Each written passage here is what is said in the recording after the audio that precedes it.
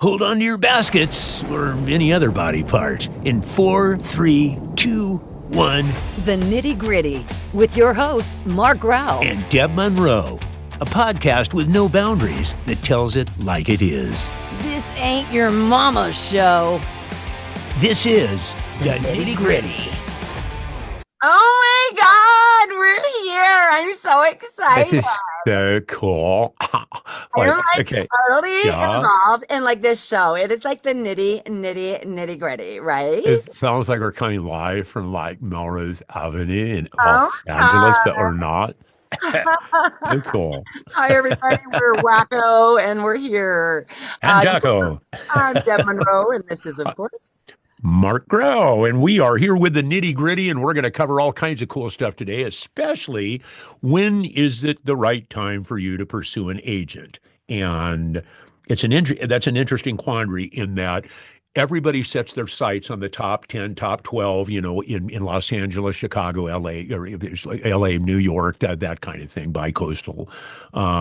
Realize it's going to be a one-off. I mean, if be prepared. Start with something more regional. Get a couple of things under your belt, and then when you approach an agent, then they're falling all over themselves, going, "Ooh, we'd like to talk to this person." And we'll get into that further here today. But anyway, I think that's a great topic to bring up. Absolutely. I think all of us that start think we're ready for an agent right away. I think that's a lot of the problem. And you started at a different time and way in which I think I did, because for me, I pursued it. For you guys, I think in LA, it was there. Whereas I had to really find it. I had to find voice acting. I had to find where is it? What does it do? And the only option at that time in 18, when we were riding horses to session. Was basically, for me in Canada, especially no union where I lived. It was a medium market. So I think the first thing to look at is, what is your market? Where are you personally? Because even though this is a global market online now compared to what it was when I was there was no internet yet. So the only way in really was through an agent or a radio station, because agents really weren't taking on a lot of commercials then yet either. It was more animation if you were lucky to find a city that had it. And so getting an agent is seemingly the right first step, but society has changed. The industry has changed where that isn't necessarily the best first step, because at the time when there wasn't as many of us looking for this work, or it wasn't as easy to find the opportunity in, there was a smaller amount of people. Therefore, the agents weren't full necessarily. The agents weren't inundated with clients necessarily unless they were in a major market. So it was fewer and far between work, and it was much easier to book through an agent even if you were amateur. And and to referrals also, it was a big, because I remember they used to hold what were called open auditions. And I had done a ton of VO stuff, but radio stuff and paid gigs, and I'd never auditioned for anything. You just did it. It was not like one of those, can you do? Okay, sure. A couple of $100, but okay, fine. That kind of thing. Someone had told me there were open auditions at Hanna-Barbera, and it was like, wow. Now this was back when the director was Gordon Hunt, who is Helen Hunt's father. Who was and all of the assistants were Colette Sunderman and all of the people that now had these massive careers as animation directors. And then have since, now they've retired, pulled back a little bit. But at the time, I had written a script, thinking, I had no idea how animation worked. So it was, now we'll have to find the great note of stuff. You make all me great. Yes, no. And they were like, God, he's on crack, But it was one of those, if you get yourself an agent, do you have one? No, you'll get yourself an agent. And they actually made a couple of calls. And that's when I ended up signing with Don Pitts. And how do you get an agent? Oh, yeah. And that was from the audition workout. And the interesting thing now is that, people ask for, gee, can you give me a referral? And it's like, the problem, if you've worked with the person a few times, sure, but that's a hard call, even if it's only been a demo. because you haven't really seen them in respect of, okay, I need you to do this, I need you to do that, da da da, pull this back. And what happens is you build, it's like with promos, building an internal clock. Somebody goes, shave a tenth of a second, and you just do because you understand that, and they're like, wow, how do you do that? It just comes because you've done it before.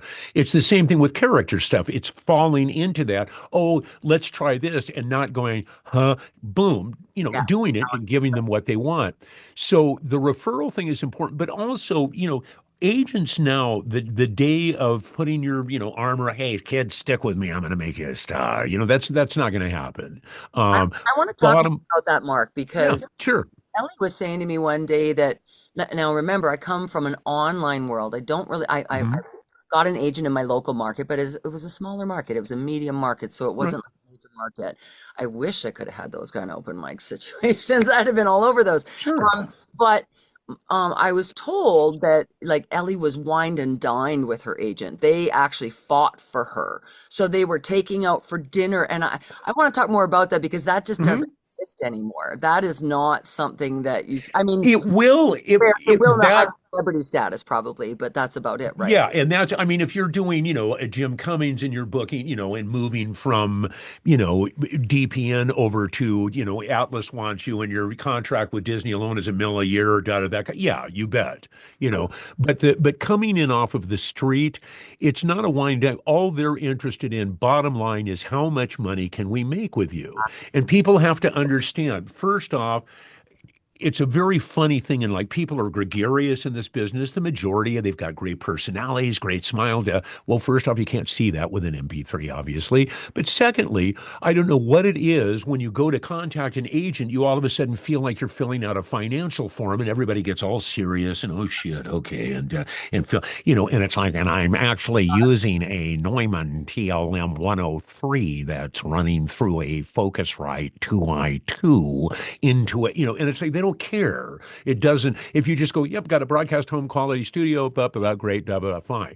Bottom line is, how much are you booking? If you've already booked a couple of things, and even if it's in a smaller market, that's fine. Embellish. And it's like embellishing on a resume. Yeah. Don't lie, because you will get caught. But you can embellish, like if you auditioned for a Microsoft spot and didn't get it on a pay to play. Well, you can say, well, I was involved with a recent campaign for Microsoft. Well, technically you were involved. You're full of shit because you didn't book it. But let them question you. That may get your foot in the door. Bottom line with agents, they simply want to know how much, they're working off of a percentage. So how much are you billing right now? Really? Is it worth our while to take you on? Are you going to make us enough money that it's worth our time? And then when they have that meeting with you, just like in a job interview, they're actually looking for your confidence, not your insecurity. And unfortunately, Mhm. just as Mark said, we get into like deer in the headlights and like blah, blah, blah, instead of just being ourselves and trusting that we know all the answers because they're just asking about us. And that's Yep. a truth. And they need to know your personality because they need to gauge whether you are someone they can send off to clients who will fire them if you're no good. So their Yep. reputation is on the line just as much as your reputation is on the line, and that's what they care about. And today's agent does not want someone whatsoever who's brand new. However, as Mark just said, if you start off in your local market, whatever that might be, small, medium, or large, if you start on that local market finding a starter agent, that is the best way in because they're used to taking on the newbies, working their way in, then you gain that work, and then you work towards moving on to different. And when you move to a larger agent, they know somebody else has already taken that chance, and they know you must be a working pro because you've booked some things, you've got some things under your belt. Obviously, you're not right off the street. It's just that you have to understand, going, oh, I've got a USB mic and a da da da da da. So can you give me a list of agents?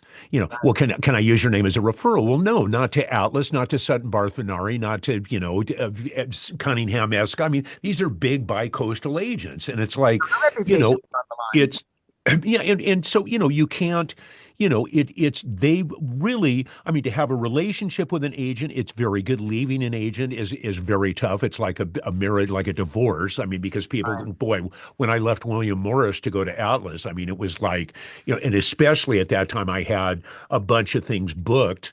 At night at the museum I was doing Alaska State Troopers, da da da. Well, and it was like, you fight between yourselves, guys. That's not my thing. You guys do whatever you do and work it out. So in that case, there, we'll get a little tense. But the thing is that you want to give yourself an edge, and giving yourself an edge means you are a working pro. That's what's going to give you the edge over somebody that does a crappy home demo themselves, sends it in and goes, well, duh. I mean, because they're not looking, it's not like an agent doesn't have the normal number of agents, the number representation wise. The normal number on that is about 200 people. Now, that's gone up proportionately because of COVID, but usually that 200 people is everywhere from late teen all the way up to, 90s, whatever it may be. And it's like if they need whatever it is, they've got that voice covered. They may only bring the British guy in 5 times a year to do Range Rover, whatever it may be, but it's however that works out. But they've got that covered. So it's not just about, well, they're waiting, I can't believe I didn't hear anything. Well, it's like, well, what are you bringing to the table? It's like, and I've heard there's an agent, I shall remain nameless, I love him dearly, but will basically, well, yeah, just what I need is another fucking announcer with a home studio.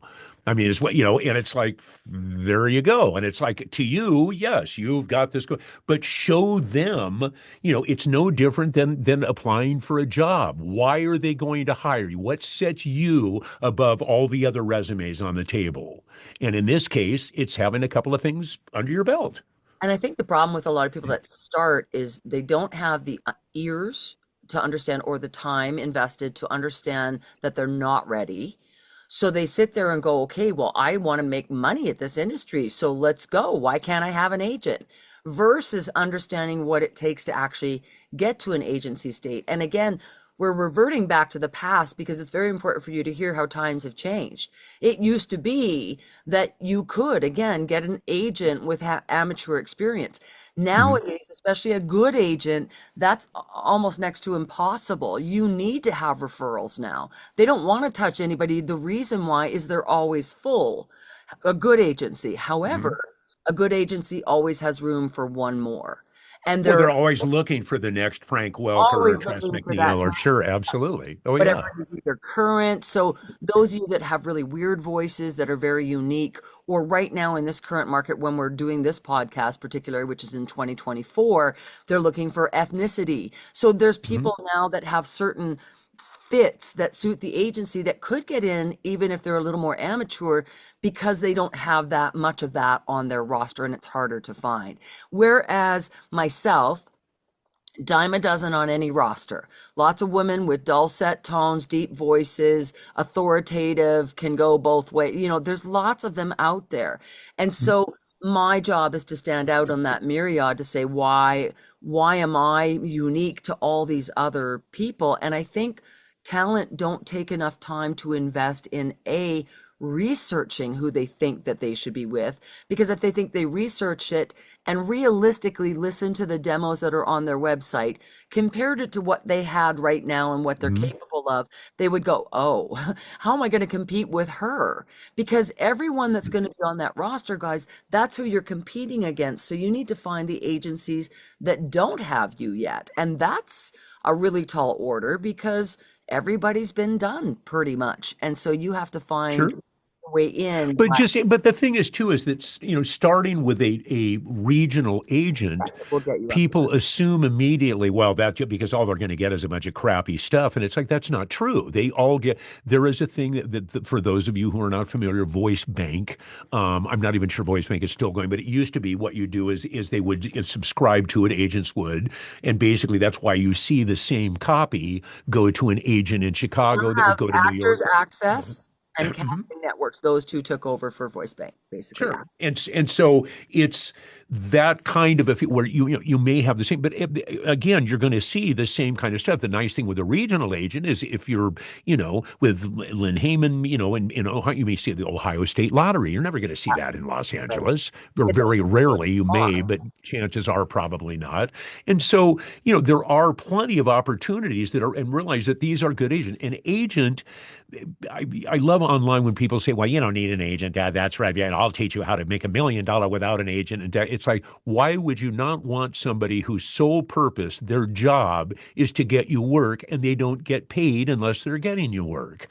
I mean, that's ridiculous not to do that. A pay to play, the difference is you pay your $400 or $500 to be on it, and then that's it. They don't give a shit if you book anything. It doesn't matter to them. There's no vested interest. If you've got 350,000 people paying $500, there's your bank. You could not book anything for years. And it's always very funny to me with those. I've talked to coaching clients that talk about being on those sites, and they go, yeah, it's kind of interesting that they shortlisted them and went, wow, the client loved you, you got your stars or whatever. They never opened the friggin' audition. It's like, really, how did that work out? Yeah, you lose a lot of legitimacy, and more importantly, even, which is very valid, but you also don't have anybody to help you with contracts. Like, I had a promo gig that I knew was a big gig. It ended up being 5 stations, and I didn't know how to price it. I really didn't. Sure. I'm like, wow, I don't even know how to price this, and I don't want to undercut myself.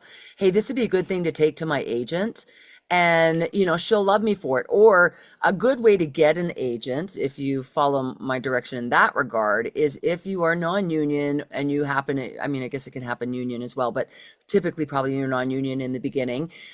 If you can find a product, a company that wants to hire you, especially if it's $500 or more, bring that to an agent, because that's absolutely. Yep. And then that agent will take you on, and then you found your way in. But even if you find your way into an agency, whether it's referral, whether you found a job to bring to them or whatever, that doesn't mean you have to stay on their roster. That if you're not keeping up to what you are supposed to be able to do, you will soon not be there or not be submitted and not know it. And well, most agents have a 90-day clause. It's a feel-out clause for 90 days. That it's like, and see, if you're booking, obviously you probably won't want to leave, and they don't want you to leave. If you're not booking, they may still keep you on, and it's kind of your choice if you feel. But the interesting thing too, with an agent, you are a commodity, and a good agent will upsell you. They'll be on the phone, hey, it'd be perfect for this, and and they do indeed wine and dine, but they're wining and dining the client, who's casting for HBO, who's casting for the new NFL season for all the promo spots, or for radio stations. That's who they're wining and dining. Who in turn you come back and go, look, I've got some people that would be great on my roster. Let me. And that's how they form those relationships. And that's, but that they do sell you. Absolutely. And so the job that I brought to my agent, it ended up being 10-year contract. 1 year at a time. And she kept increasing wages each year. And I just really never would have thought to do that. I just wouldn't have. Sure. I wouldn't have thought to keep. And, deep down, I think, did she price me out? Like, I lost it after 10 years. At the same time, she valued me and made sure I was valued. And it was great because I had someone handling those contracts, someone thinking of me going in. So there's so many reasons why you would want an agent, which I think we've talked about why you would want an agent before in the past. But being and understanding your readiness is a very difficult process. And as we're saying, if you can start more locally, you can earn your way up to that. And that is the best way to go. But you still might need to know someone who knows someone to get in there. And what you can do is be participating. We don't have a lot of open mics like what you guys have on a barber back in the time. And listen, I think everybody should be listening to start that. That should be restarted again. The problem is, I think back then the agents were looking to fill the roster for more variety. Whereas now they're not looking anymore. They're actually trying to diminish more than anything, because most of them, like I say, are full short of your local markets. But it always changes over. You have a lot of really pro talent who just change agents, and for whatever reason. Well, the big thing with that too is what really set that all up was the pay to play sites, because there's no vetting process. You pay the check, you're in. And so you have a litany of people who some are very good and very talented, and some are not. I mean, it's just simply, it's one of those, I mean, that's true with any business. It doesn't I matter what see, it is. I see pay to play a little differently than everybody else does. And I wish everybody would start looking at it the way I do, because I think people would have a different thought process to it. I feel for $400, if I was newer, because I was on pay to play in the beginning. Now, I'm grateful for pay to play for me, because I wouldn't have got a lot of work if I didn't have pay to play. So for me, it helped me get a little bit more work and more experience to get a better agent. So that Mhm. was the one gratitude I had for it. But what I see it as, and have forever, is it's a good education tool. It's not a good working tool. It's not a good tool to make an income. It really isn't. It's a bad tool to make an income on, because if you do the stats which some talent have, of how many they audition versus how much they actually booked, and these are really good talent who would Sure. normally book, they're lucky they're making 17 grand a year, and that is not a good wage. Now Well, that and that's the reality. That's why you get so tired of all this bullshit of people. And I can show you how to make, eight figures on, the pay to play. And it's like, really, I mean, it's like, even when you talk to me, yeah, I do well on that. pretty Meaning, well is well, like. like you're paying your mortgage, or you made back the money it cost you. I mean, And it's and like listen, it's if with an agent, you're not working for the agent like for at least 4 or 5 hours a day. Some agents you're getting one or two a day auditions or work. Others you're getting a few a week. So it doesn't mean that you're a full time. Whereas pay to play, you're putting in full time hours to get that smaller return. So therefore, if you do the math, it's not a good return. Here's why I say it's the best education, however. I feel that it educates talent. So I always tell talent to be on there for educational purposes. If you can make your $400 back, awesome. Good for you. That's fantastic. And that's the end. That's all you need to expect.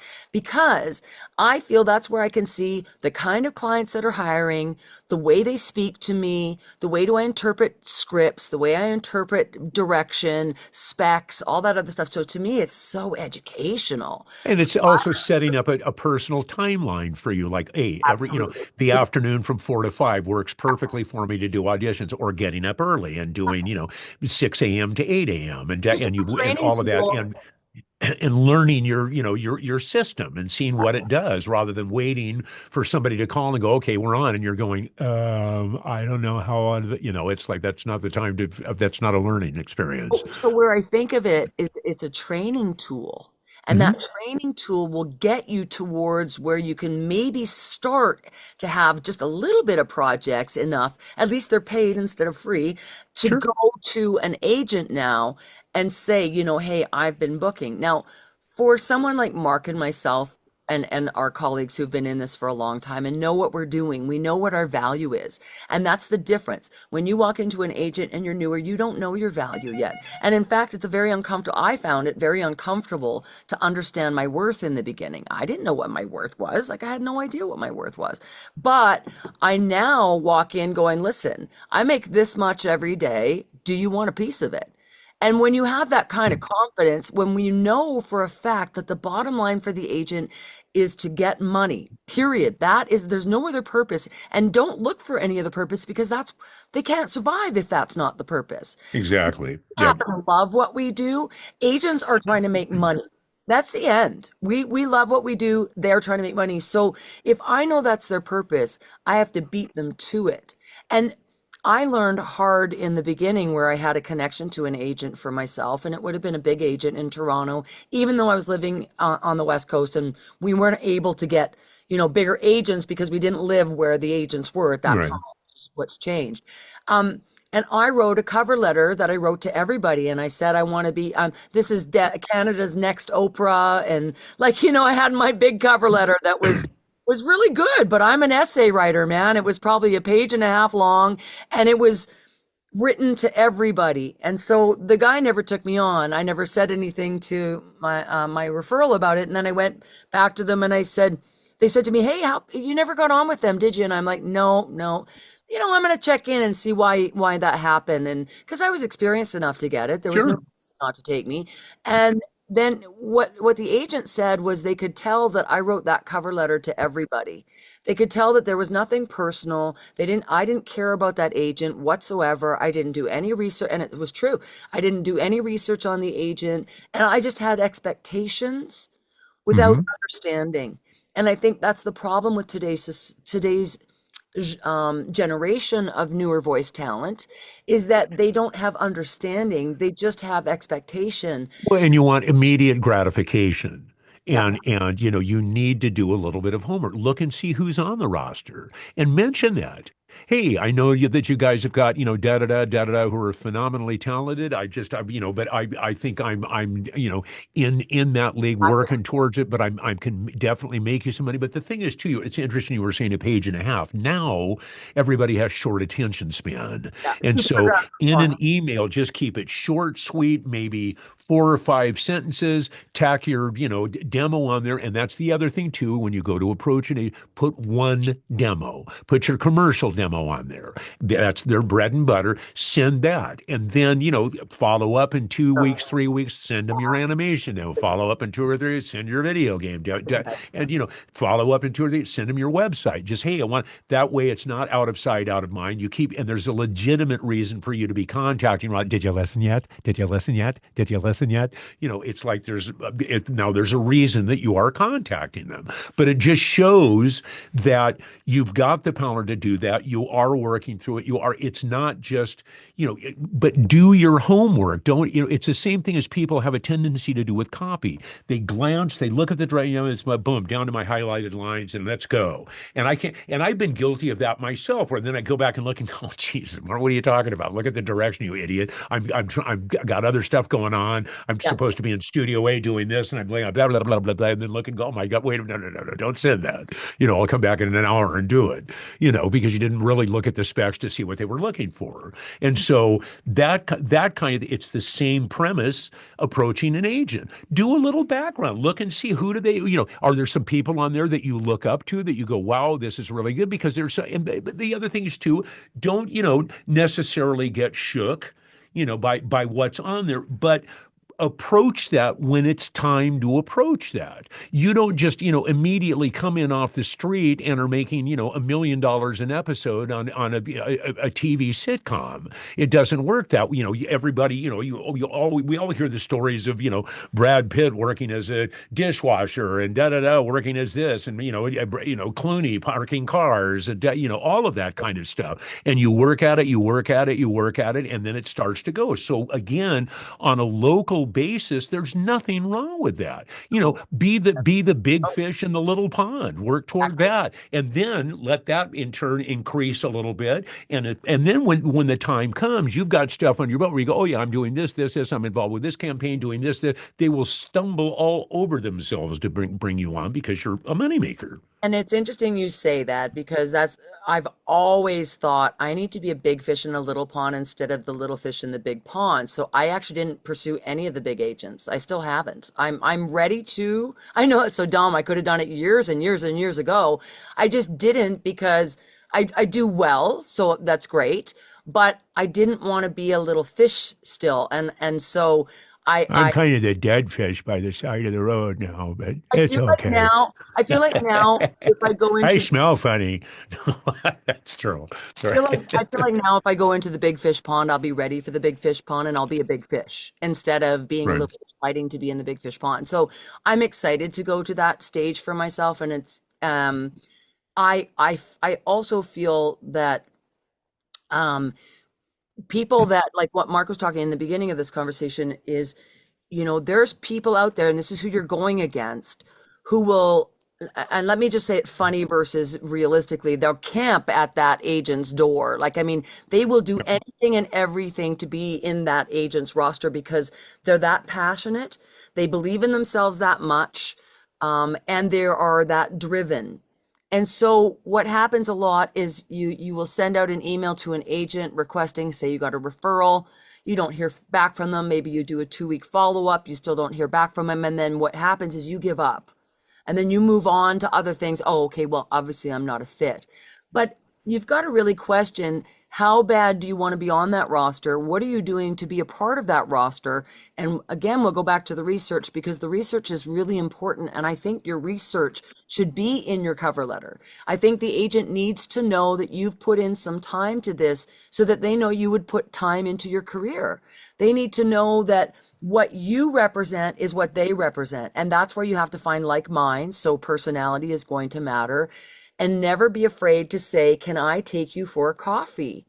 Never be afraid to Sure. ask them for an interview. I want to interview you instead of the other way around. And Well, the interesting thing is too, and you brought up a really interesting point, and that is when you are doing that, like you said, a 2-week follow-up, et cetera, keep tight records of what you are doing. We all have a tendency to go, here's sort of like my demo, and you send it. Where did you send it? A bunch of people. And it's like, keep a nice, whether it's an excellent, whatever works for you, but keep dates and go, no response, no response, no response. Oh, I talked to Susan at the front desk, said, the guy's name is Bob, send Bob a thing. Or, no, I'm sorry, we're in the middle of construction. It's a really bad time to follow up in 6 weeks and go, hey, Mom, just wanted to check with you. Hope your construction project went well. I know you were really up to your ears. Didn't mean to, get in your way. Just thought I would take the time here to update you. And here's my demo.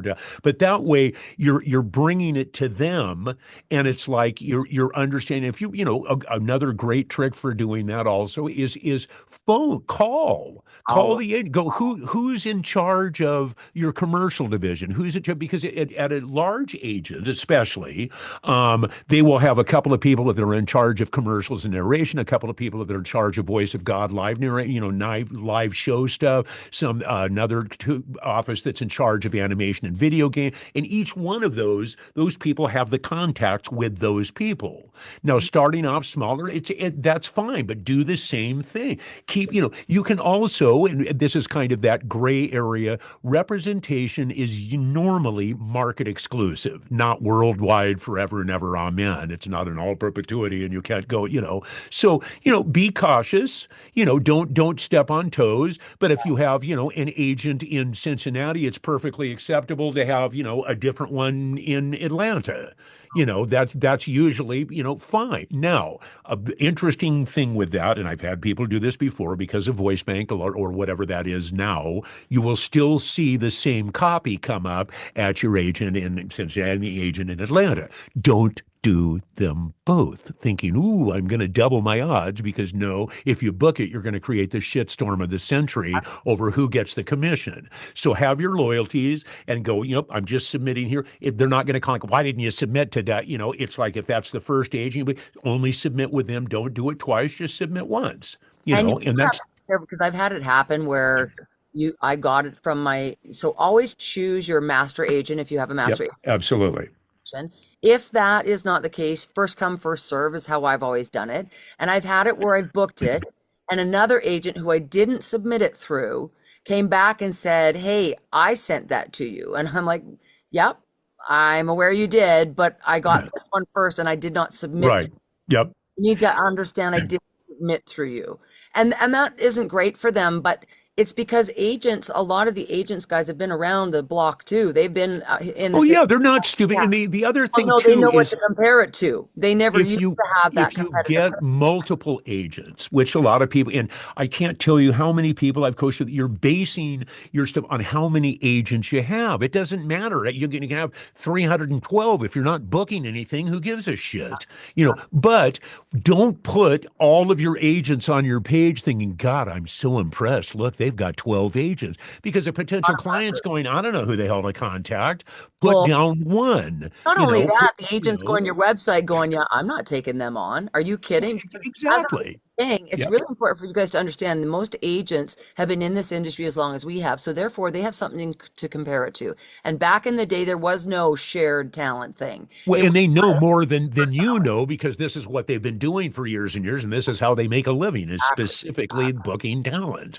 And one of the things we're talking about is how to know when you're ready, because we've talked about booking agents before in the past. And so you have to find a way to build up towards the agent, including sometimes your local agent. We both feel, though, very strongly that if you start with your local agent, even if you have minimal experience, it is the best way to get on board.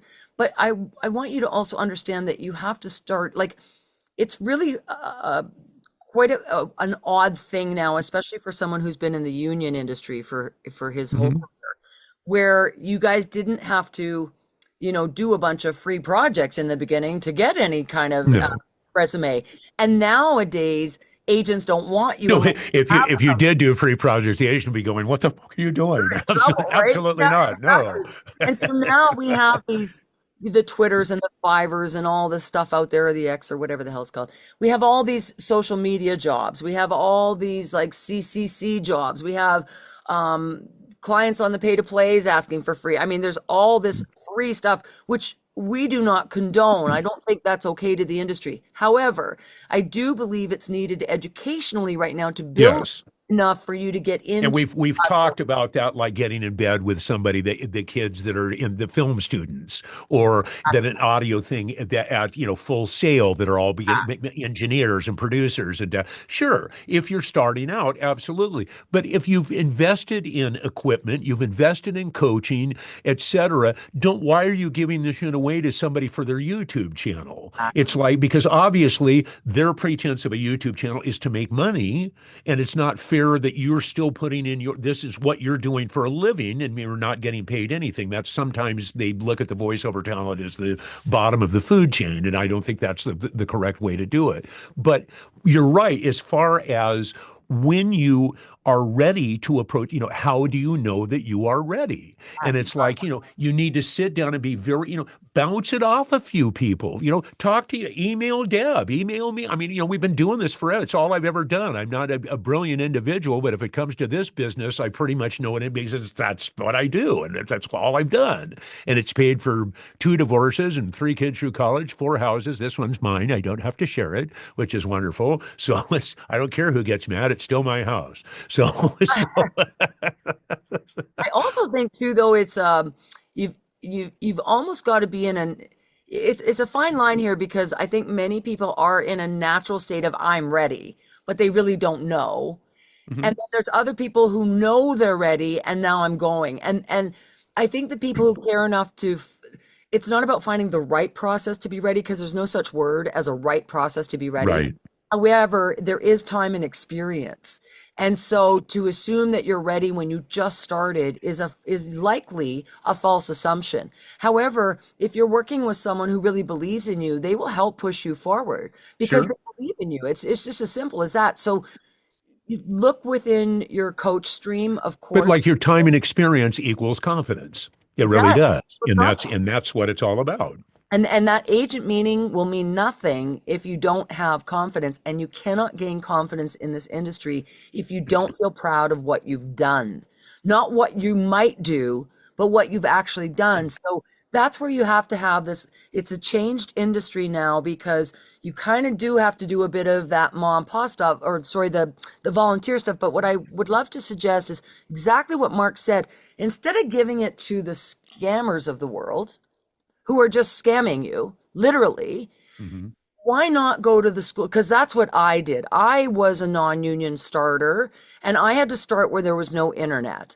And what I did was I went and knocked on doors in my local city, message on hold, mini commercials, Sure. radio stations, you name it. And so even though a radio station, you shouldn't be volunteering for a radio station, it got me something that was a credential enough. Well, I was able going to go into an agent and say, hey, I'll give you a great example. When I very, very first started out, I had been working in radio all over Wyoming, Colorado, Utah, San Francisco, Oregon, Washington, da da da. Ended up in San Diego, was a program director down there for a while, then moved to North County, San Diego, which was radio. a station that was owned by the Chandler family, as in Chandler Pavilion, LA Times, lots of, that would come in and the door would open and go, yeah, my wife doesn't really like that song. And it's like, well, it's in Billboard and it's in radio and record. She doesn't. Okay, we're taking that off. And then it was, we just want you to, meet with the consultants. Let me get my shit and put it in the car because I know where this is going. So I was in San Diego without a job.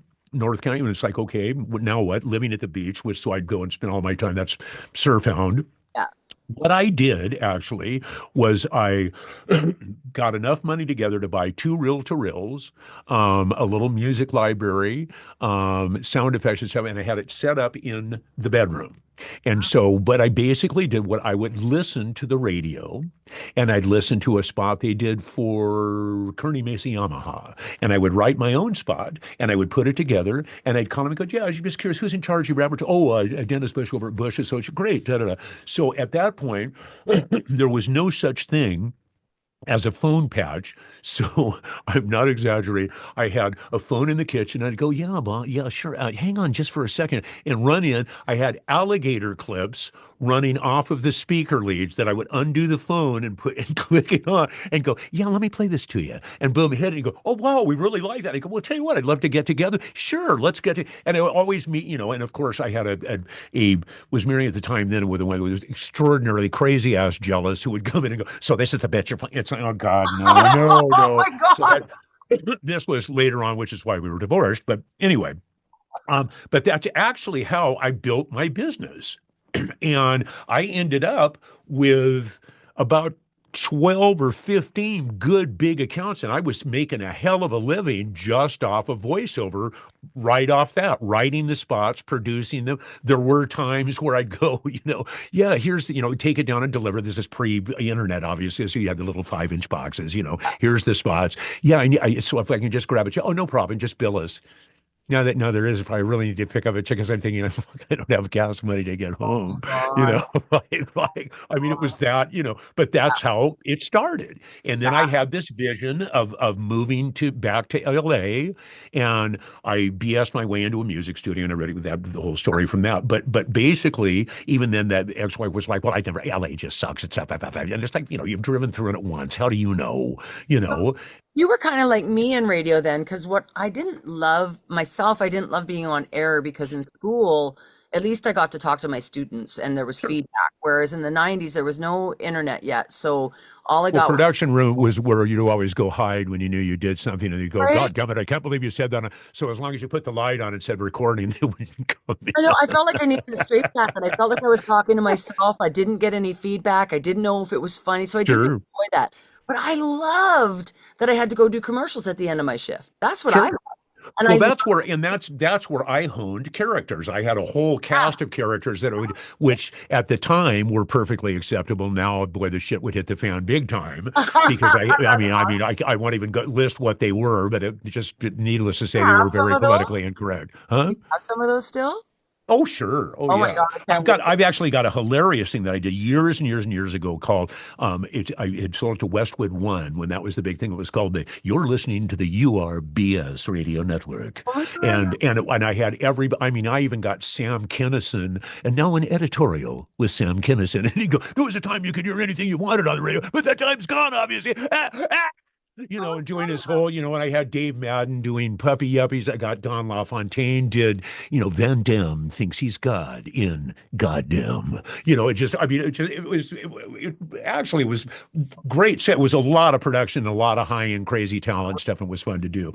But all I'm saying is that that's how I started out was by going, okay, how can I do this because it was like at that time I had, brand new baby. My oldest daughter was, on the way, and it was like, holy shit, I got nothing here. I gotta get something going. And I was making actually a really decent, we're talking 1980, right in that 79, 80 area. And I was making over 100,000 a year just off local, which at that time was a lot of cash, And I you think what know. everybody needs to hear is the ingenuity and drive that we had to get this to happen.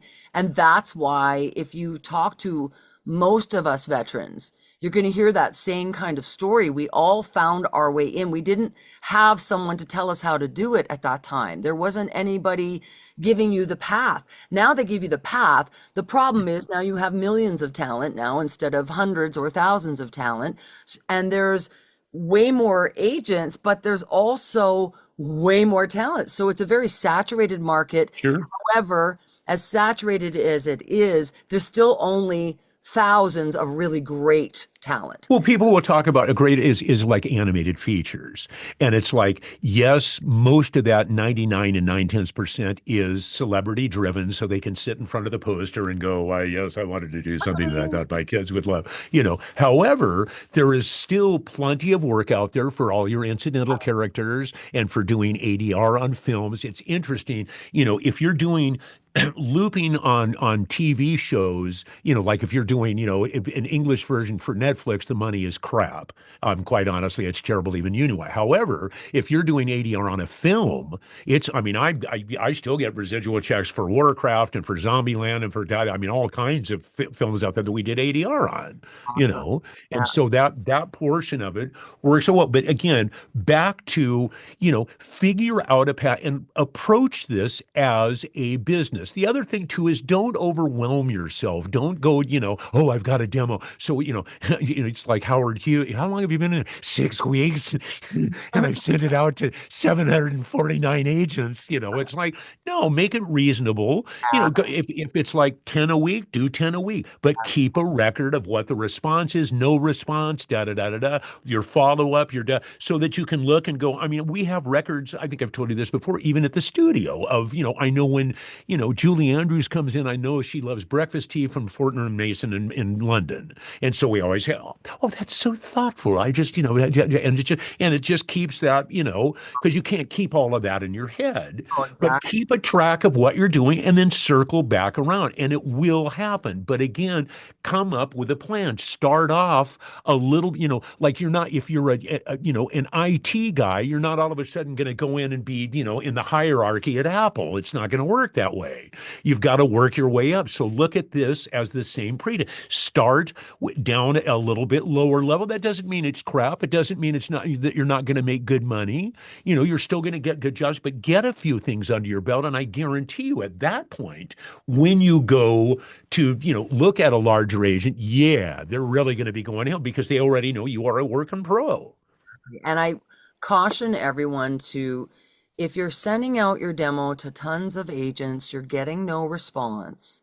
It really is time to self-assess with a Yep. coach that has a good reputation, with a coach who will tell you like it is, and a coach who will tell you, here's what you need to do. You have to be open to the fact that you might not be ready. Well, And that's a really interesting thing that you bring up, and that is that when you send that demo to an agent, that's what's representing you.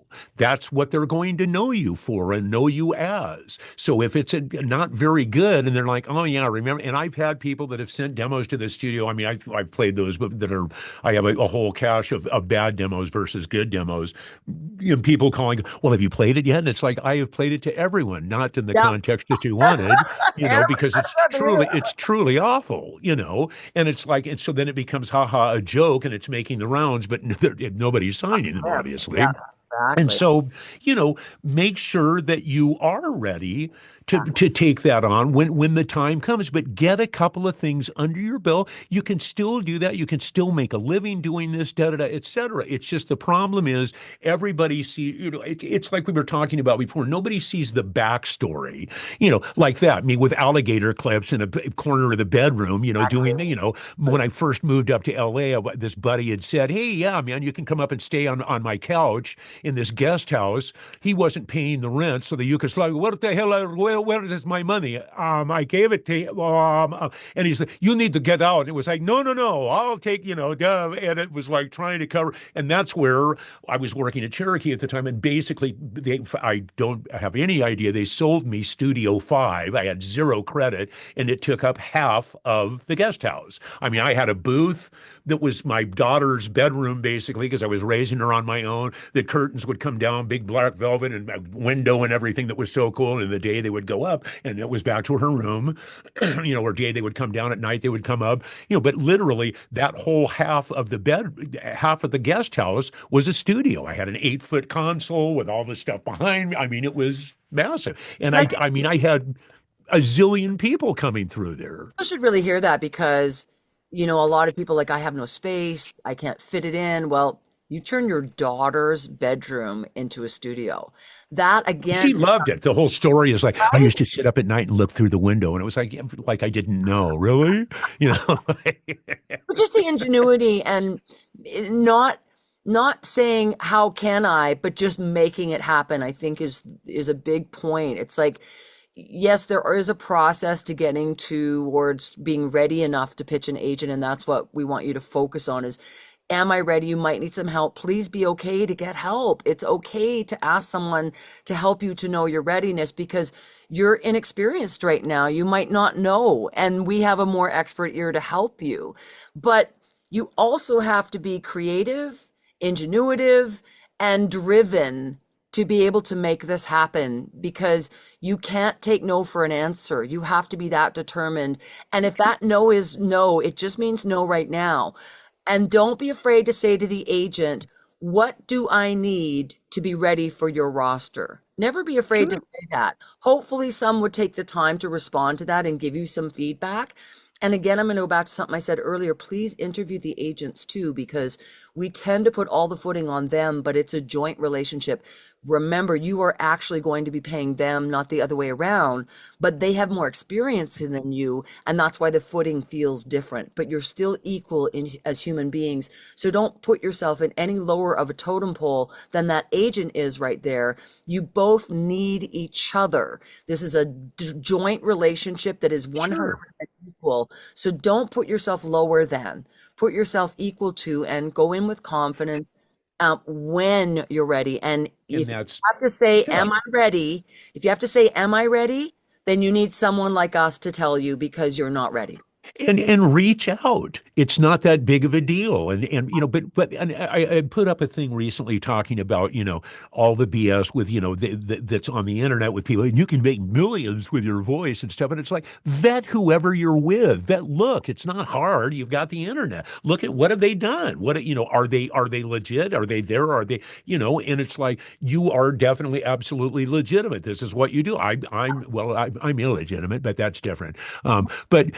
But I mean, it's at least find somebody who really knows what the hell is going on and the players and who's doing what and where did that and data and this that and that. Oh well, can you recommend a good agent? And a good agent is going to be any agent at this point that takes you on, has enough somebody that takes you on that can realize they can make some money with you. They're not taking you on just because you're a nice person. Oh, that was really nice. Oh, I love the font they used in their email. It's like that doesn't nobody gives a crap. They want to know how much money are we going to make. And if they believe in you and take you on, any agent is a great jumping off place to get your feet wet, to get started, understand the process, understand what's expected of you, as far as because what I always do as well, if I'm not there, I will always drop my agent a quick email, go, hey, just wanted to let you know, session went great. Happy clients. We were finished in, 2 hours or actually finished under time. And it's like, in that way is great. They know exactly what went on, how the session went. And it's just a little quick thing to make them aware of like, yep, everything was great, you know. I want to leave this as a final thought. I think that it's in order for you That's your contractor's license. yeah, No. in order for you to gauge if you're ready, other than what we've already talked about today, you have to be open that you might need more education. And it's very difficult because this is not an industry that has a ton of scholarships and bursaries and grants, and every university carries it. So it's easy to get loans and live and go to school at the same time. This isn't that kind of industry yet. Hopefully one day it will be, but it's not. And so in the meantime, you have to pay out anywhere from $100 to $300 an hour for coaches. You have to pay out a serious amount of money to your demos and everything else you do. Mhm. And so you don't want to keep educating because it costs so much money. But if you were to equivalent that to a college or university education, it's the same, it's actually less money than a lot of four-year term university courses Well, are. and the thing is also that if you want to be at that, you want an LA agent, then go with somebody who has that, who has an LA, who can tell you what to expect, rather than somebody back in, Moose Wookle, Iowa, going, well, yep, this is what I mean, that doesn't know the players, doesn't know what's going on, all of that kind of stuff. And again, you'll find that again, most people in this business are very receptive to helping. I know I am there, but don't overdo, because we also can tell it's like, okay, now we've hit your you've hit your seventh question. We're done. Yeah. It's like, I can tell all you're doing right now is fishing with, and so, but again, there is room for everybody. It's just make sure that when you're ready to do it, you just come flying in there, and it's like they leave them with their jaw dropped, going, "Holy shit! Come here! You got to hear this! My God! Wow! This is and you're in, and you will start getting stuff. Absolutely. And the beauty now is with things like Source Connect, all of that now with all the connectivity, it really doesn't matter where you are. Where it used to be, you had to be either, East Coast, West Coast, kind of, or Chicago, a big city, and now that's not true anymore. Very true. Well, that was a great topic. I'm sure, I think it's branched off a million topics in my head, what we could talk about in the future. So we will. And we have an email now. So if you guys want to reach out to us, it is the team at nittygritty. At nitty. Now I gotta remember. Okay, I'm gonna write it down. I'm snorting some ginkgo biloba to remember. Oh. At Nitty Gritty. It's not the nittygritty.com. It's nittygritty.vo. .net. I don't even remember. No, it's a .com. Now I have to get it, because now I have to say it. Because guess what? We can be heard, and you might be hearing us now on VO Radio. That's good. How come I get all this email from this crazy? Who is this? Well, let me see if I can finalize this. Give him a last tip while I'm looking out for myself here. And on that note, well, once again, just, feel free to reach out. It's not a big deal. Well, both of us, I know I'm real good about getting back to people and let you know what's going on if you have questions and stuff. But, there is a process to get where you want to be. You don't just come in, sit down, there's my mic, and I'm ready to go. Why aren't people knocking my door down? It's just take the time, do it right, and you will absolutely reap the benefits. Exactly. Thank you for that stall for me. I needed it. That was great. Boy, covered that. God, we had dead air. Oh my God. The team at nittygrittypodcast.com. You have no idea how many nitty gritties are out there. I kind of, but so it's the team at nittygrittypodcast.com.